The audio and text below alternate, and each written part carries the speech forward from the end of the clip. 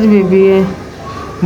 ਪੁੱਤਰਾਂ ਨੇ ਘਰੋਂ ਕੱਢ ਦਿੱਤਾ ਮੈਨੂੰ। 7 ਦਿਨ ਹੋ ਗਿਆ ਮੈਂ ਧੀ ਦੇ ਬੂਹੇ ਤੇ ਆਈ ਹਾਂ। ਧੀ ਵੀ ਮੇਰੀ ਮਾੜੀ ਹੈ ਵਿਚਾਰੀ। ਮੇਰੇ ਬੱਚਿਆਂ ਨੇ ਮੈਨੂੰ ਦੋਵਾਂ ਨੇ ਕਿਹਾ ਮੈਂ ਅਸੀਂ ਆਪਣੀ ਮਾਂ ਨੂੰ ਨਹੀਂ ਨਾਲ ਰੱਖਣਾ। ਜਦੋਂ ਮੇਰਾ ਖਾਮਦ ਫੌਤ ਹੋਏਗਾ ਮੇਰੇ ਬੱਚੇ ਪੁੱਛਦੇ ਨਹੀਂ ਸਹੀ ਤਰ੍ਹਾਂ ਮੈਨੂੰ। ਇਹ ਮੇਰੀਆਂ ਅੱਖਾਂ ਵੀ ਉਦੋਂ ਦੀਆਂ ਖਰਾਬ ਨੇ। ਜਦੋਂ ਮੇਰਾ ਖਾਮਦ ਫੌਤ ਹੋਇਆ ਨਾ ਰੋ ਰੋ ਕੇ ਨਜ਼ਰ ਵੀ ਨਹੀਂ ਸਹੀ ਆਉਂਦਾ। ਪਤਾ ਨਹੀਂ ਕੀ ਹੋ ਗਿਆ ਅੱਖਾਂ ਨੂੰ।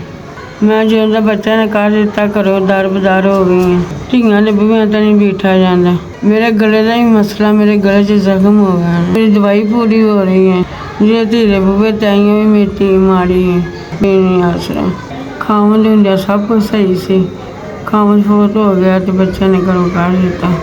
ਮੇਰੀਆਂ ਅੱਖਾਂ ਖਰਾਬ ਹੋ ਗਈਆਂ। ਮੈਂ ਤਾਂ ਕਿਸੇ ਦੇ ਘਰ ਕੰਮ ਕਰਨ ਜੋਗੀ ਵੀ ਨਹੀਂ ਹੈ।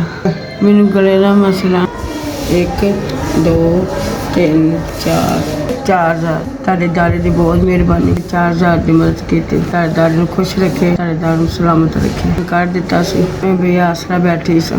ਨਾ ਮੇਰੇ ਕੋਲ ਗਲੇ ਦੀ ਦਵਾਈ ਦੇ ਪੈਸੇ ਸੀ, ਅੱਖਾਂ ਦਾਰੂ ਦੇ ਪੈਸੇ ਸੀ। ਤੁਹਾਡੇ ਦਾਰੇ ਨੇ 4000 ਦੀ ਮਦਦ ਕੀਤੀ ਹੈ। ਮੇਰੇ ਵੱਡਾ ਬਹੁਤ ਵੱਡਾ ਅਹਿਸਾਨ ਕੀਤਾ। ਤੁਹਾਡੇ ਦਾਰੇ ਦਾ ਅਹਿਸਾਨ ਨਹੀਂ ਭੁੱਲਾਂਗੇ। ਤੁਹਾਡੇ ਦਾਰੇ ਵਾਸਤੇ ਦੁਆ ਕਰਨੀ ਹੈ। ਤੁਹਾਡੇ ਦਾਰੇ ਅੱਲਾਹ ਪਾਕ ਤੁਹਾਡੇ ਦਾਰੇ ਨੂੰ ਖੁਸ਼ ਰੱਖੇ, ਬੜੀ ਮਦਦ ਕਰਦੇ ਰਹੋ। ਤੁਹਾਡੇ ਦਾਰੇ ਦਾ ਬਹੁਤ ਸ਼ੁਕਰੀਆ। ਤੁਹਾਡਾ ਘੱਲਿਆ ਹੋਇਆ 4000 ਮੈਨੂੰ ਮਿਲ ਗਿਆ। ਅੱਲਾਹ ਤੁਹਾਡੇ ਬੱਚਿਆਂ ਨੂੰ ਪਿਆਰ ਕਰੇ।